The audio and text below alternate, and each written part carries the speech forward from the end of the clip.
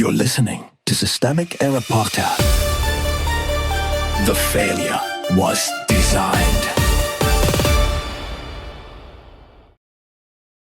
Onlookers astonished by JD Vance's latest attempt to dunk on Pope Leo, excommunicate him, based on an article by Benito L. Kelty. JD Vance tried to outrank the Pope. It was the wrong institution. The target. Vice President JD Vance went on Fox News and took a swipe at Pope Leo, attacking the Pope's immigration stance and recasting deportation politics as a question of dignity for the native-born. The immediate result was ridicule. Critics online mocked the move as pretentious, unserious, and exactly the kind of self-importance it was meant to project. Who holds power? This is the part Vance's performance obscures. The Pope is not the one running the state apparatus. Vance, Marco Rubio, and Donald Trump are. They control immigration policy, enforcement priorities, detention practices, and the machinery that turns rhetoric into forced removal. When Vance talks about troubling Vatican comments, he is not speaking from the outside. He is defending the administration doing the damage. The blame shuffle. Vance's line is classic power rhetoric: elevate the discomfort of the powerful and call it balance. He wraps a crackdown in the language of moral symmetry,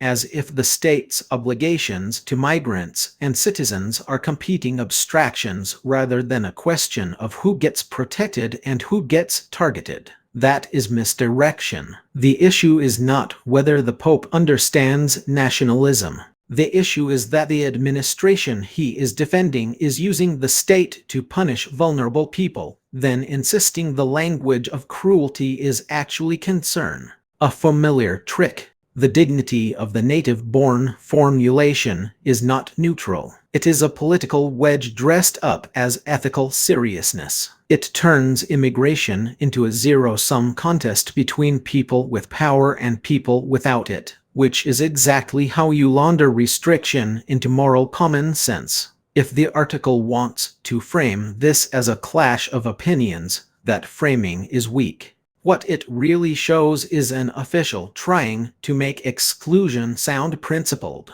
The real pattern, the ridicule, matters because it exposes the weakness of the script. Vance tried to perform authority against a pope and ended up sounding like a man reciting a policy memo with spiritual cosplay attached. But the deeper point is uglier. When institutions with real coercive power feel challenged, they often reach for moral inversion. They cast critics as naive, sanctimonious, or elite while presenting their own enforcement regime as mere realism. Systemic error. This is not a dispute about theology. It is a demonstration of how governing classes talk when they want harsh policy to seem like wisdom. They pick a symbolic enemy, inflate their own virtue, and ask the public to mistake cruelty for seriousness. The Pope can be mocked. The machinery of state violence cannot.